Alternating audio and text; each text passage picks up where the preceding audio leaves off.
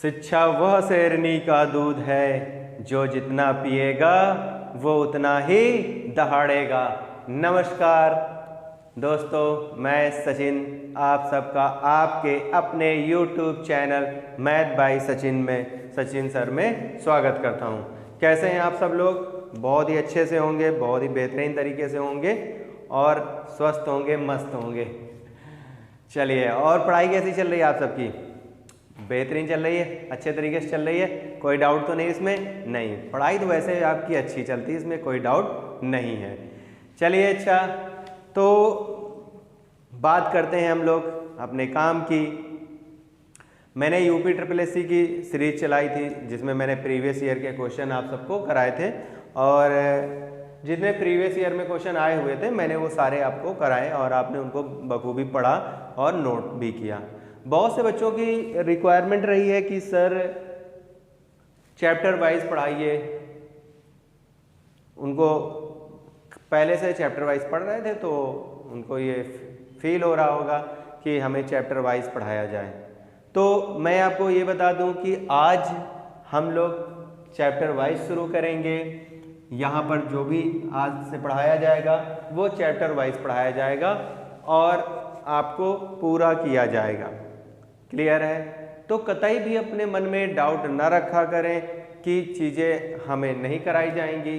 बीच में मैंने सोचा कि यूपी SSSC के प्रीवियस ईयर के क्वेश्चन आपको करा दिए जाएं जिससे कि आपको ये आइडिया लग जाए कि पहले क्वेश्चन आए किस टाइप के हैं, किस तरह के क्वेश्चन आए हैं, जिससे कि आपको क्वेश्चन सॉल्व करने में आसानी रहे और किस लेवल के क्वेश्चन आपको पढ़ने हैं, ये मतलब मेन मोटो रहा है।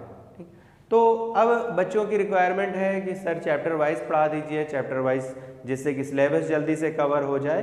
बहुत से बच्चों ने मैसेज भी किया और बहुत से बच्चों ने कॉल करके भी मुझे बोला कि सर चैप्टर वाइज करा दें। तो कोई बात नहीं, आज उनकी इंतज़ार की घड़ियां ख़त्म हो जाएंगी। आज से उन्हें चैप्टर वाइज वीडियो प्रोवाइड हो जाएंगे। चैप्टर वाइज में उनको स्टेप बाय स्टेप सारी चीज़ें कराई जाएंगी। तो बच्चों की बहुत टाइम से ये भी रिक्वायरमेंट थी कि सर मेंसुरेशन करा दीजिए, मेंसुरेशन में 2D करा दीजिए, 3D करा दीजिए। तो हमने कहा ठीक है, जब देखा कि बच्चों की डिमांड काफ़ी हो रही है कि सर 2D करा दीजिए, 3D करा दीजिए, मोस्टली बच्चा यही चाह रहा है, तो हमने कहा चलिए ठीक है, सबसे पहले हम 2D करा देते हैं। तो मतलब हम अब चाह रहे हैं कि आपका यहाँ जो भी चैप्टर वाइज स्टार्ट होगा उसमें आप स्टेप बाय स्टेप पढ़ेंगे और मेंसुरेशन में आप सारे चैप्टर पढ़ेंगे। मेंसुरेशन में 2D भी पढ़ेंगे और 3D भी पढ़ेंगे।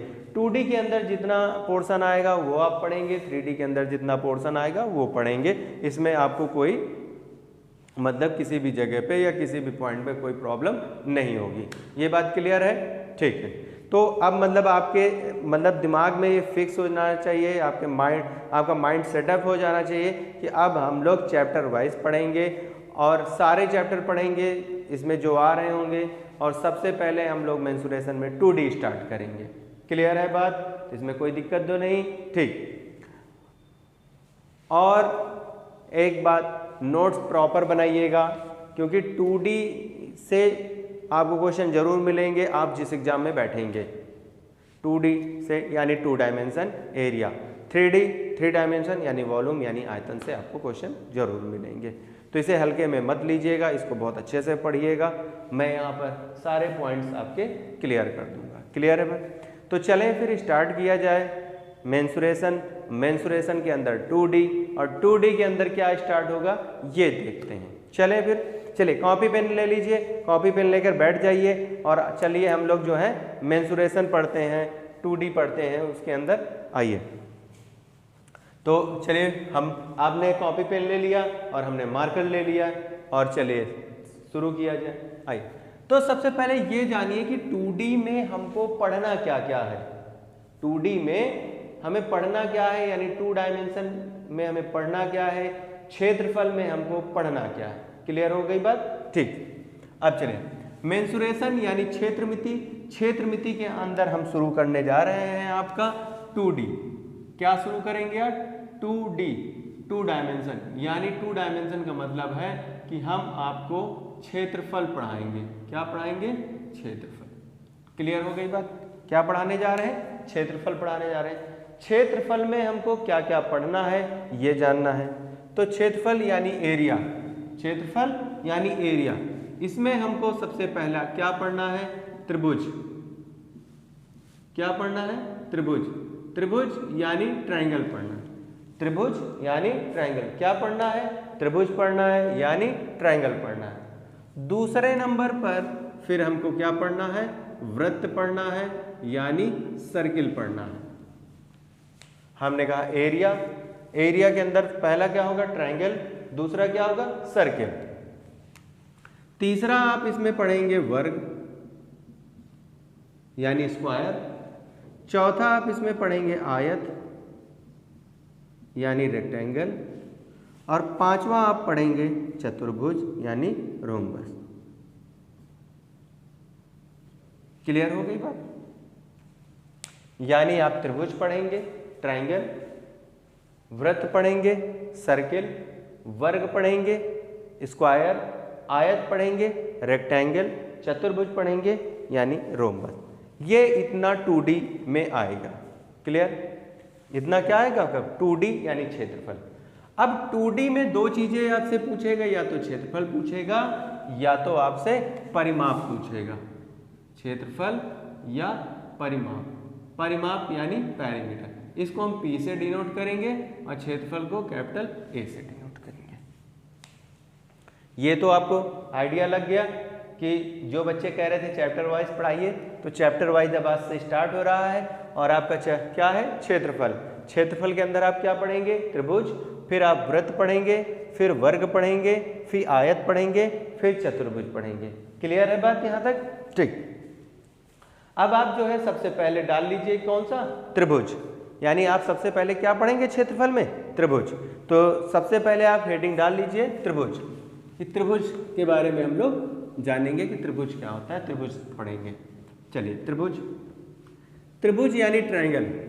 त्रिभुज यानी ट्रायंगल। अब आपने क्या डाल लिया? त्रिभुज।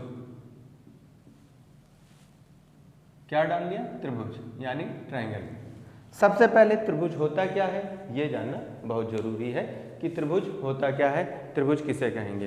तो सिंपल वे में हम जानेंगे, तीन रेखाओं की बंद आकृति को त्रिभुज कहते हैं। तीन रेखाओं की बंद आकृति को त्रिभुज कहते हैं। क्लियर हो गई बात? तीन रेखाओं की बंद आकृति को त्रिभुज कहते हैं। तीन रेखाएं कोई भी ऐसे खींच दिया हमने, ये और ये, तीन रेखाओं की बंद आकृति को त्रिभुज कहते हैं। ठीक, तीन रेखाओं से घिरी हुई आकृति को त्रिभुज कहते हैं, ये बात ठीक है। लेकिन तीन रेखाओं से घिरी हुई बंद आकृति को त्रिभुज कहते हैं। मैंने क्या कहा? तीन रेखाओं से घिरी हुई बंद आकृति को त्रिभुज कहते हैं। क्या कहते हैं? त्रिभुज कहते हैं। यहां तक में किसी को कोई डाउट? सारे मतलब क्लियर है कि त्रिभुज क्या होता है? तीन रेखाओं की बंद आकृति को त्रिभुज कहते हैं। क्लियर? आइए, इसके बाद फिर आप डालेंगे त्रिभुजों के प्रकार। त्रिभुजों के प्रकार क्या डालेंगे? त्रिभुजों के प्रकार। ठीक, अब त्रिभुजों यानी टाइप्स ऑफ ट्रायंगल। क्या डालेंगे? Types of triangle. इसको पढ़ने से पहले त्रिभुज के बारे में यहां थोड़ा और जानेंगे। टाइप्स ऑफ ट्रायंगल पढ़ने से पहले त्रिभुज के बारे में थोड़ा और जानेंगे कि त्रिभुज से हमें क्या क्या चीजें मिलेंगी। ठीक, तो त्रिभुज से हमको क्या क्या चीजें निकालने के लिए क्वेश्चन में बोलेगा, ये जानना पड़ेगा। ठीक, आइए, तो पहला आपसे क्या कहेगा? क्षेत्रफल। क्या कहेगा? क्षेत्रफल। कहेगा कि त्रिभुज का क्षेत्रफल ज्ञात करें। क्या कहेगा? त्रिभुज का क्षेत्रफल ज्ञात करें। अब त्रिभुज का क्षेत्रफल ज्ञात करने के लिए हम क्या जानेंगे कि ये एक त्रिभुज है। ठीक है, ये कोई त्रिभुज है ABC। अब ये क्या हो जाएगा? इसका आधार हो जाएगा। ये क्या हो जाएगा? त्रिभुज का आधार हो जाएगा। तो त्रिभुज का जो क्षेत्रफल होता है, आप लिखेंगे त्रिभुज का सिंबल ऐसे देंगे, त्रिभुज का क्षेत्रफल बराबर 1/2 आधार गुणे ऊंचाई। अब ऊंचाई इसमें क्या होगी, ये यहाँ से आप एक लंब डाल देंगे, ठीक है, 90 डिग्री यानी AD, ठीक, क्या दे देंगे, AD। तो त्रिभुज की ऊंचाई हो गई, जिसको हम H से डिनोट कर देते हैं, ठीक। तो त्रिभुज का क्षेत्रफल बराबर 1/2 आधार गुणे ऊंचाई। अब हम कहेंगे कि A बराबर 1/2 आधार क्या है, BC भुजा, ऊंचाई क्या है, AD भुजा, ऊंचाई क्या है, AD भुजा। तो त्रिभुज का जो क्षेत्रफल हो जाएगा यानी एरिया, ठीक, त्रिभुज का जो क्षेत्रफल हो जाएगा 1/2 आधार गुणे ऊंचाई। त्रिभुज का क्षेत्रफल क्या हो जाएगा, 1/2 आधार गुणे ऊंचाई, ठीक। दूसरा आपका इसी में क्या आता है,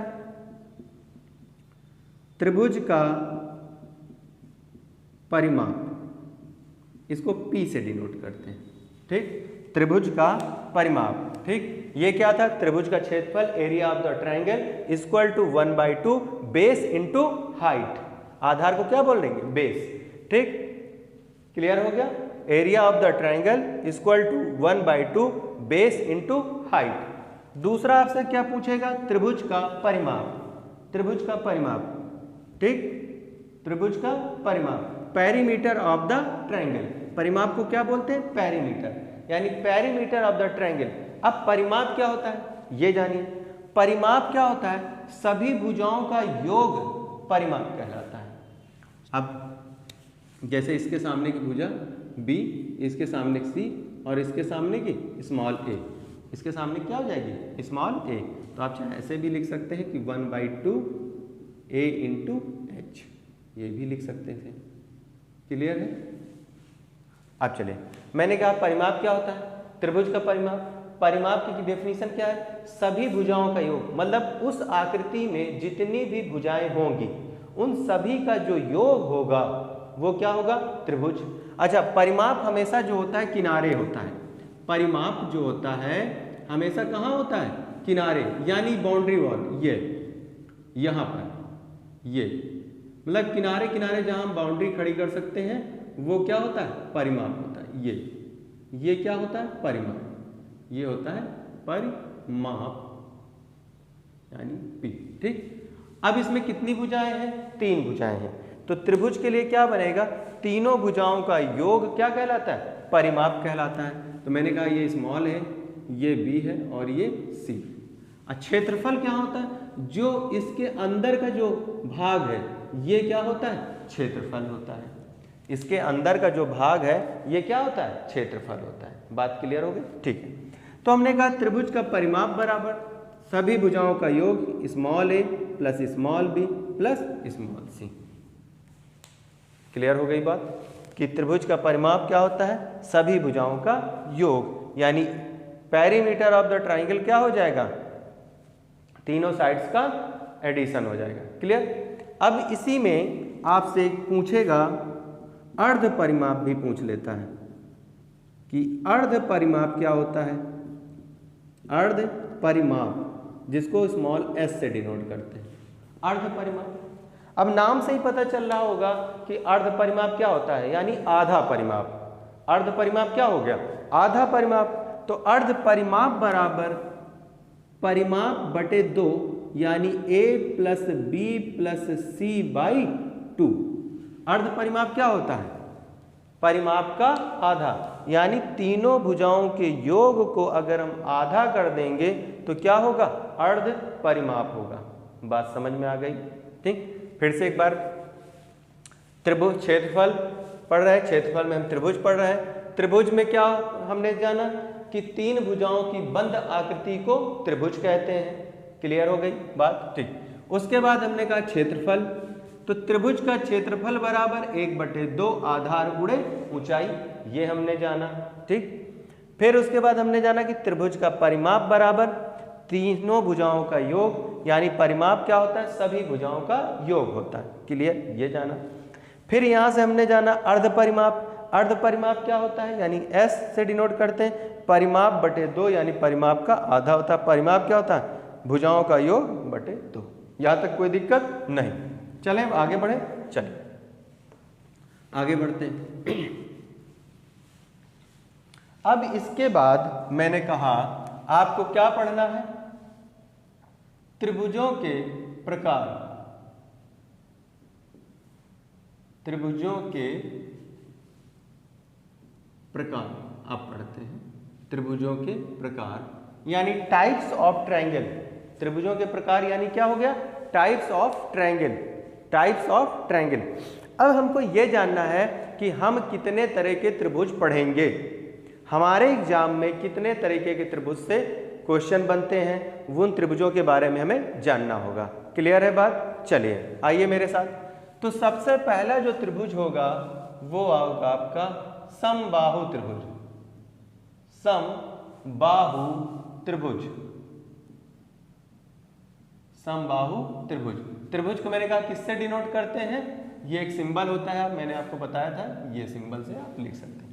समबाहु त्रिभुज यानी इक्विलैटरल ट्रायंगल। समबाहु त्रिभुज को क्या बोलेंगे, इक्विलैटरल ट्रायंगल। दूसरा त्रिभुज आपका होगा समद्विबाहु त्रिभुज। समद्विबाहु त्रिभुज ऐसे लग देते हैं, समद्विबाहु त्रिभुज यानी आइसोसेलेस ट्रायंगल।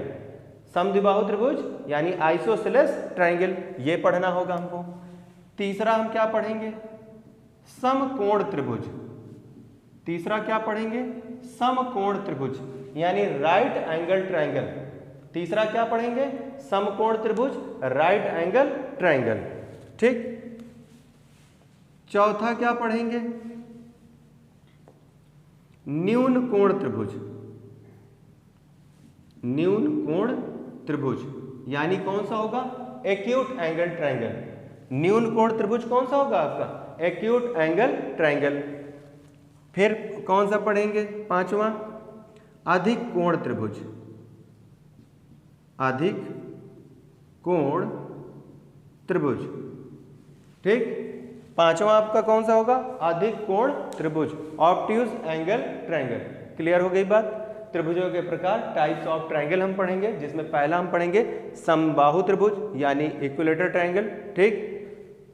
दूसरा कौन सा पढ़ेंगे, समद्विबाहु त्रिभुज, आइसोसेलेस ट्रायंगल। तीसरा पढ़ेंगे समकोण त्रिभुज, राइट एंगल ट्रायंगल। ठीक। चौथा कौन सा पढ़ेंगे, न्यून कोण त्रिभुज, एक्यूट एंगल ट्रायंगल।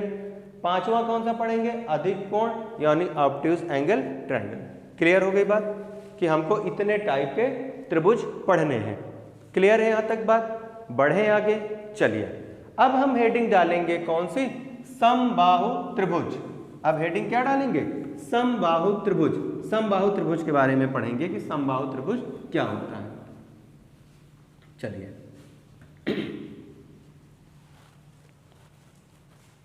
आइए, सबसे पहले हम चीजों को जान लें, हर एक चीज, सारी चीजें जान लेंगे, उसके बाद हम लोग फिर क्वेश्चनों को करेंगे। तो क्वेश्चन करने में आपको प्रॉब्लम नहीं होगी और बहुत ही आसानी से आपके क्वेश्चन सॉल्व होंगे। तो सबसे पहले अब हेडिंग डालेंगे हम लोग। पहली हेडिंग डालेंगे समबाहु त्रिभुज। ठीक, कि समबाहु त्रिभुज क्या होता है, समबाहु त्रिभुज, इक्विलैटरल ट्रायंगल। क्लियर हो गई बात। हमने कहा आप हेडिंग डालिए समबाहु त्रिभुज यानी इक्विलैटरल ट्रायंगल के बारे में पढ़ेंगे। अब देखिए डेफिनेशन को समझिए, रटना नहीं है आपको, डेफिनेशन समझिए। सम का मतलब बराबर, देखिए यहीं से हम लोग बनाएंगे। सम का मतलब क्या होता है, बराबर यानी इक्वल। बाहु का मतलब क्या होता है, भुजाएं। बाहु का मतलब क्या होता है, भुजाएं। और इसका मतलब क्या होता है, त्रिभुज।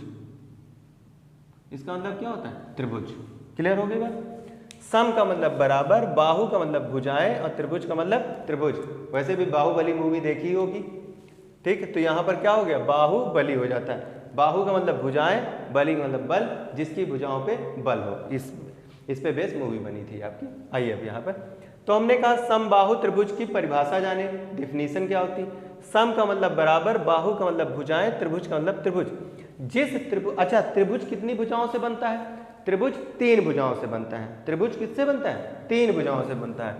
तो हमने कहा जिस त्रिभुज की तीनों भुजाएं आपस में बराबर हो, जिस त्रिभुज की तीनों भुजाएं आपस में बराबर हो, वह त्रिभुज समबाहु त्रिभुज कहलाता है। फिर से रिपीट करते हैं, मैंने क्या कहा? जिस त्रिभुज की तीनों भुजाएं आपस में बराबर होंगी वह त्रिभुज समबाहु त्रिभुज कहलाएगा। क्या कहलाएगा? समबाहु त्रिभुज। कभी कभी समबाहु त्रिभुज को समत्रिबाहु त्रिभुज भी कह देता है, यानी इसका एक और नाम दे देता है आपको कि समत्रिबाहु त्रिभुज, ये भी कह देता है कभी कभी। ठीक है, कभी कभी आपको समबाहु त्रिभुज बोलेगा, कभी कभी समत्रिबाहु त्रिभुज भी बोलेगा। समत्रिबाहु त्रिभुज में क्या हो जाएगा? सम मीन्स बराबर, त्रि का मतलब 3, बाहु का मतलब भुजाएं, त्रिभुज का मतलब त्रिभुज। जिस त्रिभुज की तीनों भुजाएं आपस में बराबर होंगी वह त्रिभुज समत्रिबाहु या समबाहु त्रिभुज कहलाएगा। क्लियर हो गई बात? ठीक, डायग्राम बनाते हैं इसका। हमने कहा ये एक त्रिभुज है ABC, ये तीनों भुजाएं आपस में बराबर है।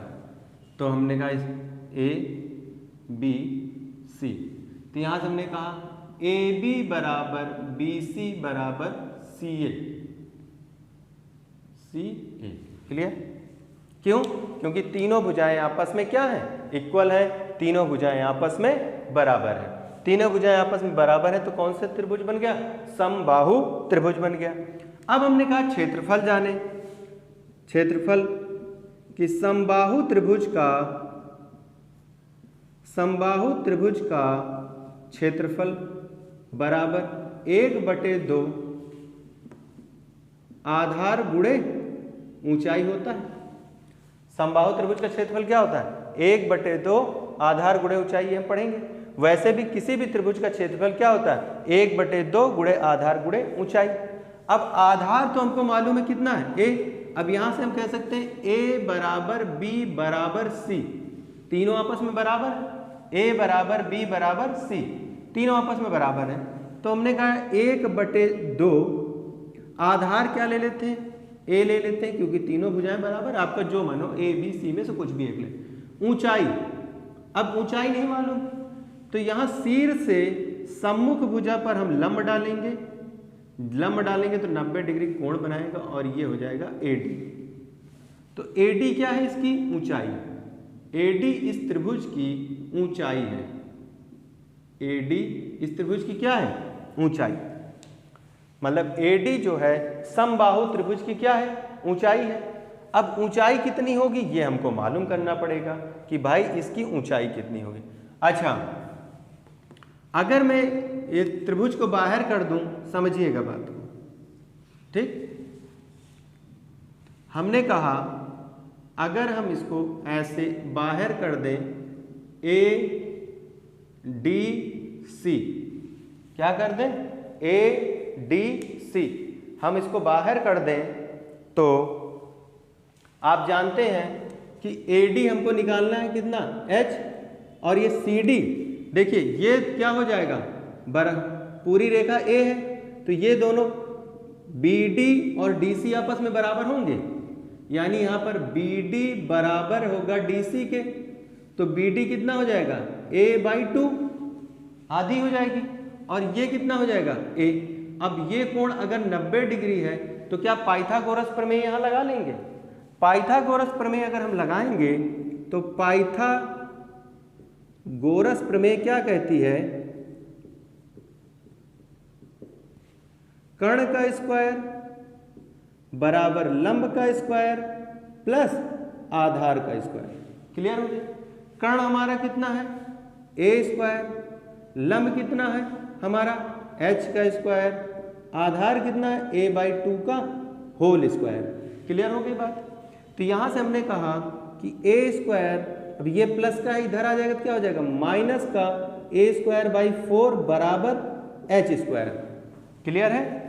a² माइनस a²/4 बराबर h²। तो यहां से हम कहेंगे कि 4a² माइनस का a²/4 बराबर h²।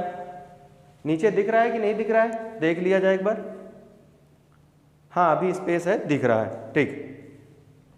अब अगर इसको हम घटाएंगे तो क्या बन जाएगा, 3a² / 4 बराबर के h², यही होगा 3a² / 4 = h²।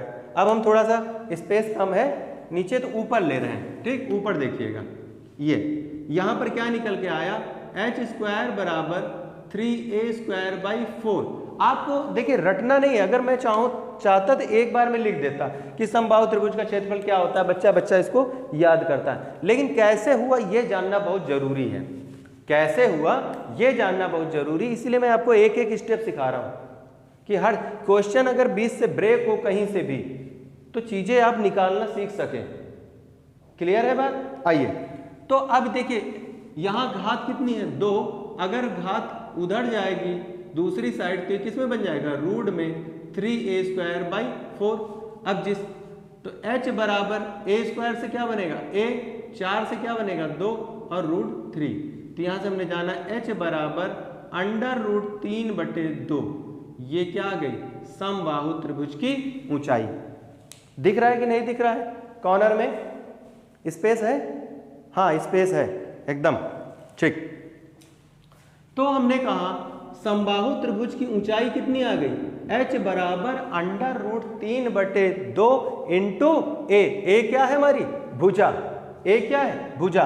तो अब हमने कहा यहां पर रख देते हैं √3/2 इंटू a रख दिया।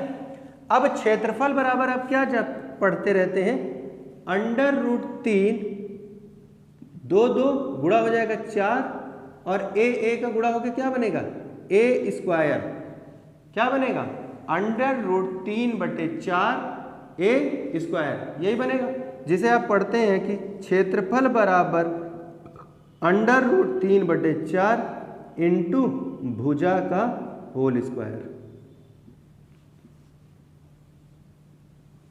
यही तो याद करते हैं, यही आप याद करते हैं कि नहीं करते, ठीक। आप रटते रहते हैं कि समबाहु त्रिभुज का क्षेत्रफल बराबर √3/4 इंटू भुजा स्क्वायर, समबाहु त्रिभुज का क्षेत्रफल बराबर √3/4 भुजा स्क्वायर, यही रटते हैं। समबाहु त्रिभुज का क्षेत्रफल बराबर √3/4 इंटू भुजा स्क्वायर या a²। आया कहाँ से, कैसे आया, ये चीजें जानना भी बहुत जरूरी है।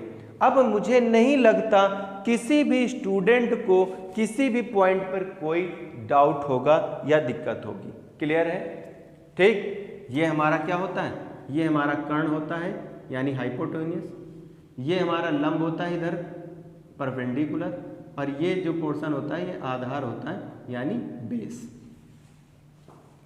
क्लियर है बात? तो यानी हमने समबाहु त्रिभुज में अभी एक चीज जाना है सिर्फ कि समबाहु त्रिभुज का जो क्षेत्रफल है वो कैसे आता है और समबाहु त्रिभुज की ऊंचाई। तो यहाँ पर आप ये भी जान लीजिएगा कि समबाहु त्रिभुज की ऊंचाई बराबर √3/2 इंटू भुजा होता है। इसको भी नोट करिए, समबाहु त्रिभुज का क्षेत्रफल बराबर √3/4 इंटू भुजा स्क्वायर, समबाहु त्रिभुज की ऊंचाई बराबर √3/2 इंटू भुजा। क्लियर है यहां तक? चलिए अब तो ये हो गया समबाहु त्रिभुज का क्षेत्रफल। अब हम लोग बात करेंगे समबाहु त्रिभुज के परिमाप के बारे में, फिर समबाहु त्रिभुज की परित्रिज्या, फिर समबाहु त्रिभुज की अंतः त्रिज्या, इन सब चीजों के बारे में जानना है। क्लियर?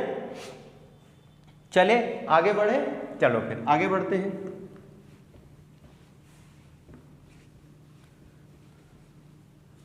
आइए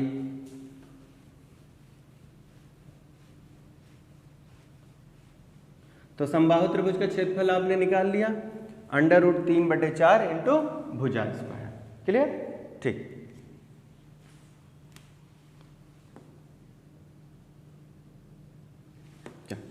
अब हम देखते हैं परिमाप। क्या देख रहे हैं? परिमाप, परिमाप, ठीक। परिमाप किसका? समबाहु त्रिभुज का। यानी समबाहु त्रिभुज का परिमाप बराबर, मैंने क्या पढ़ाया अभी, परिमाप क्या होता है? सभी भुजाओं का योग, जितनी भी भुजाएं उस आकृति में होंगी उन सब का योग ही क्या कहलाएगा? परिमाप कहलाएगा। अच्छा, परिमाप कहाँ, मैंने ये भी डायग्राम से मैंने समझाया था कि बाउंड्री, किनारे किनारे जहां बाउंड्री खड़ी करेंगे वही परिमाप होगा। क्लियर? तो समबाहु त्रिभुज का परिमाप बराबर क्या होगा? समबाहु त्रिभुज का परिमाप बराबर तीनों भुजाओं का योग।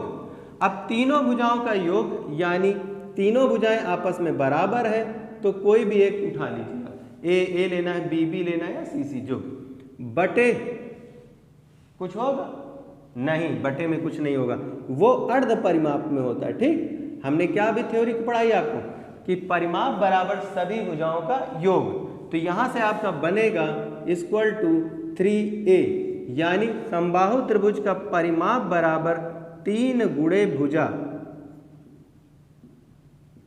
समबाहु त्रिभुज का परिमाप क्या बनेगा? अंडर रूट समबाहु त्रिभुज का परिमाप क्या बनेगा? 3 इंटू भुजा, और क्षेत्रफल क्या बनेगा? √3/4 इंटू भुजा स्क्वायर। ये बताइए यहां तक में क्या कोई दिक्कत नहीं? ठीक, अब एक पॉइंट, चलिए अब आइए, अब समबाहु त्रिभुज के परित्रिज्या और अंतः त्रिज्या के बीच में अनुपात कितना होता है, यह भी जानना जरूरी है। ठीक, चलिए, तो ये हो गया परिमाप।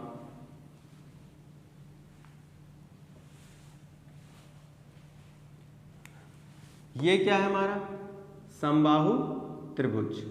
ठीक, हमने कहा ए बी सी, ये हमने इस पे लंब डाला, ये कोई बिंदु है ओ और ये डी। क्लियर? थोड़ा और नीचे ले लेते हैं ओ बिंदु को,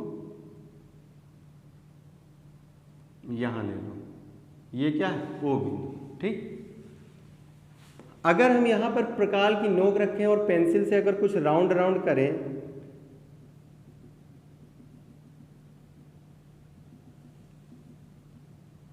ऐसे है, ठीक, ये एक बनेगा।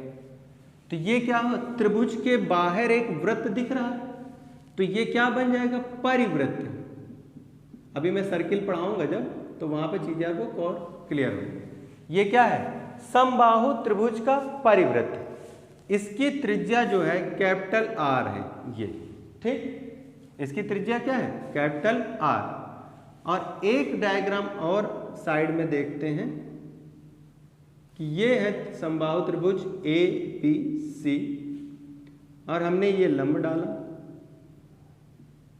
ये बिंदु कौन सा था? ओ बिंदु था। ठीक, और ये डी, यही था। अब प्रकाल की नोक यहां रखिए, पेंसिल को यहां रखिए और राउंड मारिए, तो यानी कुछ ऐसा जाएगा।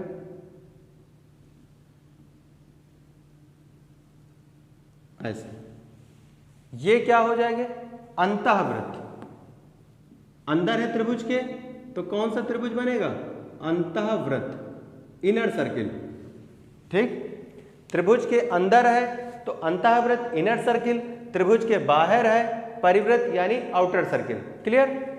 अब इसकी त्रिज्या जो होगी स्मॉल आर होगी। त्रिज्या क्या होगी? Small are.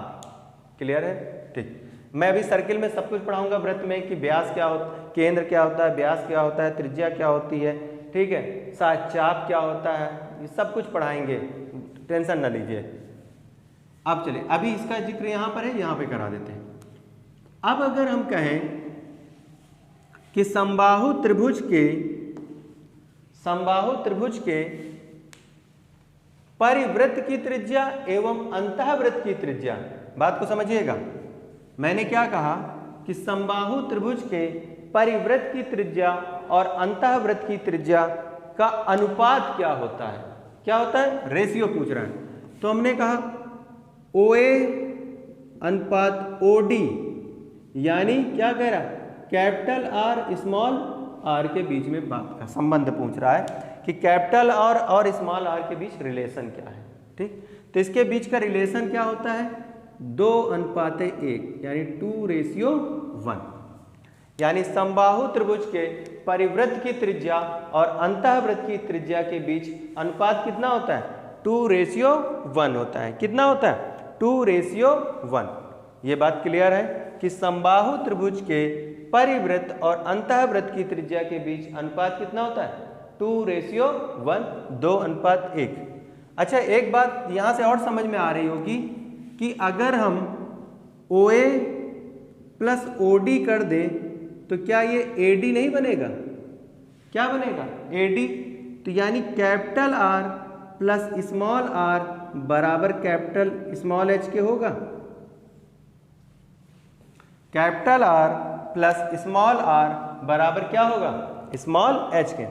यानी परिवृत्त की त्रिज्या अंतःवृत्त की त्रिज्या का योग ही समबाहु त्रिभुज की ऊंचाई कहलाती है। क्या कहलाती है? समबाहु त्रिभुज की ऊंचाई कहलाती है। कोई दिक्कत यहां तक में? ये बताइए मुझे, यहां तक में किसी को भी कोई दिक्कत हो तो बताएं। उम्मीद ये है कि यहां तक जितना भी मैंने आपको कराया है वो आपको क्लियर होगा। क्या होगा? क्लियर होगा। अब समबाहु त्रिभुज में एक बार फिर से रिपीट करेंगे कि समबाहु त्रिभुज का क्षेत्रफल क्या होता है? समबाहु त्रिभुज का क्षेत्रफल होता है √3/4 इंटू भुजा स्क्वायर। क्या होता है? √3/4 इंटू भुजा स्क्वायर। फिर इसके बाद हम लोग क्या पढ़ेंगे? समबाहु त्रिभुज का परिमाप क्या होता है? तो समबाहु त्रिभुज का जो परिमाप होता है वो क्या होता है? समबाहु त्रिभुज का परिमाप तीनों भुजाओं का योग। समबाहु त्रिभुज का परिमाप क्या होता है? तीनों भुजाओं का योग यानी 3a। और समबाहु त्रिभुज की ऊंचाई क्या होती है? समबाहु त्रिभुज की ऊंचाई होती है √3/2 इंटू भुजा। क्लियर? फिर मैंने कहा कि समबाहु त्रिभुज के परिवृत्त की त्रिज्या और अंतःवृत्त की त्रिज्या के बीच अनुपात क्या होगा? 2:1। क्लियर हो गई बात? ठीक, चले यहां तक बात क्लियर है। अब आइए आगे। इसी जगह अगर आप और भी एक होता है कि समबाहु त्रिभुज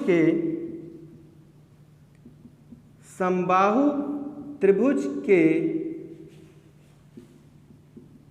परिवृत्त की त्रिज्या यानी कैपिटल R क्या होगी? तो भुजा बाई √3 होती है। क्या होती है? भुजा बाई √3 होती है। यानी कैपिटल R बराबर क्या होता है? भुजा बटे √3। तो अब कैपिटल R बराबर आप क्या लिख सकते हैं? A/√3 ये भी होता है, इसको भी जानिए। ठीक, अनुपात मैंने बताया कितना होता है परिवृत्त और अंतःवृत्त के बीच में? 2:1। फिर उसके बाद मैंने कहा समबाहु त्रिभुज के परिवृत्त की त्रिज्या भुजा बटे √3। दूसरा और क्या होता है? समबाहु त्रिभुज के अंतःवृत्त की त्रिज्या, समबाहु त्रिभुज के अंतःवृत्त की त्रिज्या यानी स्मॉल r, ये क्या होगी? समबाहु त्रिभुज के अंतःवृत्त की त्रिज्या स्मॉल r, ये क्या होगी? भुजा बटे 2√3। क्या होगा? भुजा बटे 2√3 यानी स्मॉल r बराबर A/2√3। कोई दिक्कत? स्मॉल r बराबर A/2√3। क्लियर हो गई बात? स्मॉल r बराबर A/2√3। क्लियर? ठीक, तो हमने यहां से जाना परिवृत्त की त्रिज्या बराबर A/√3 होता है, अंतःवृत्त की त्रिज्या A/2√3 होता है। क्लियर? ठीक। अब इसके बाद एक पॉइंट और डालेंगे, समबाहु त्रिभुज के लिखेंगे समबाहु त्रिभुज के लंब केंद्र, मतलब जितने भी केंद्र होते हैं, लंब केंद्र, अंतः केंद्र, परिकेंद्र, गुरुत्व केंद्र, मध्य केंद्र, जितने भी केंद्र होंगे ये सब समबाहु त्रिभुज में एक ही बिंदु से होकर जाते हैं। ये मैंने क्या कहा कि जितने भी केंद्र होते हैं अंतः केंद्र, लंब केंद्र, परिकेंद्र, गुरुत्व केंद्र, मध्य केंद्र, केंद्रिका, जितने भी केंद्र होते हैं समबाहु त्रिभुज में एक ही जगह पे होते हैं, यानी एक ही पॉइंट पर होते हैं, एक ही बिंदु से सभी होकर जाते हैं। क्लियर हो गई बात समबाहु त्रिभुज की? तो यानी समबाहु त्रिभुज अब क्लियर हो गया। तो आज हमने जो है समबाहु त्रिभुज को कंप्लीट कर लिया। आज हमने क्या किया? समबाहु त्रिभुज को कंप्लीट कर लिया। अब इसके बाद नेक्स्ट उसमें हम लोग क्या पढ़ेंगे? समद्विबाहु त्रिभुज पढ़ेंगे, समद्विबाहु। फिर उसके बाद हम पढ़ेंगे समकोण, न्यून कोण, अधिक कोण। सबको पढ़ने के बाद उसके बाद हम त्रिभुज के क्वेश्चनों की प्रैक्टिस करेंगे। क्लियर हुई बात? तो आज हम लोगों ने क्या पढ़ा? समद्विबाहु त्रिभुज। इसको बाकायदा अच्छे से नोट करिएगा, जिससे कि आपको कहीं पर भी कोई दिक्कत ना हो, किसी भी एग्जाम में, ये सारे एग्जामों में, चाहे आप टेट हो, यूपी टेट, सी टेट, पेट, यूपी SSSC का कोई भी एग्जाम या सेंट्रल लेवल का कोई भी एग्जाम, सेंट्रल गवर्नमेंट का कोई भी एग्जाम अगर आप दे रहे हैं, सब में आपको ये हेल्पफुल है, सब में हेल्पफुल है। तो सीरियसली पढ़िए, प्रॉपर नोट्स बनाइए, बेहतरीन नोट्स बनाइए, जिससे कि आपको पढ़ने के टाइम पर, आपके एग्जाम के टाइम पर आपको पढ़ने में आसानी हो, रिवीजन करने में आसानी हो, किसी भी चीज़ में कोई प्रॉब्लम ना हो। तो ये बताइए, यहाँ तक आपको क्लियर है? कोई डाउट तो नहीं है? ये सब आप बहुत अच्छे से अपना तैयार करेंगे और नोट भी कर लेंगे, कॉपी में भी अच्छे से नोट कर लेंगे। ठीक है?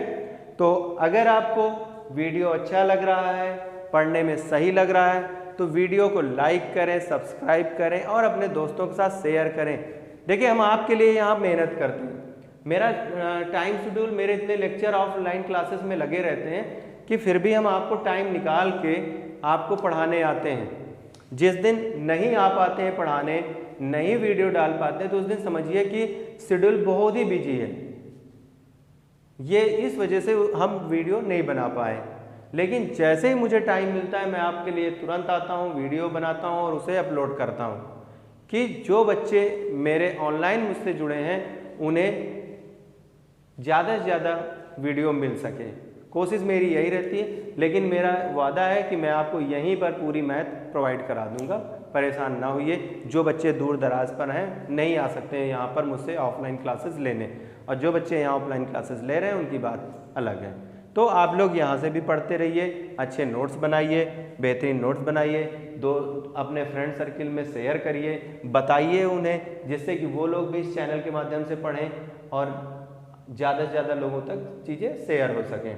यही मतलब बस एक उम्मीद है आप लोगों से कि आप लोग बस यही एक काम करें कि अब इसको जितना ज़्यादा से ज़्यादा हो सके अपने दोस्तों में, अपने फ्रेंड सर्किल में, अपने ग्रुप्स में मतलब शेयर करिए। और मैं जो भी पढ़ा रहा हूँ, आपको इन सब से एग्जाम में क्वेश्चन मिलेंगे, क्वेश्चन फंसेंगे, इस बात की टेंशन मत लीजिएगा।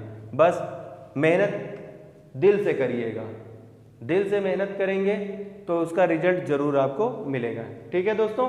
तो आज हम लोगों ने, और ये एक चीज़ जिन बच्चों को मतलब शिकायत थी, अब उनकी शिकायत दूर हो गई, चैप्टर वाइज स्टार्ट हो गया, मेंसुरेशन स्टार्ट कर दिया। मेंसुरेशन में मैंने 2D, अब देखिए मैंने मेंसुरेशन का चार्ट नहीं बनाया कि मेंसुरेशन फिर यहाँ 2D फिर 3D, 2D के अंदर क्या है, 3D के अंदर क्या क्या है, कुछ नहीं।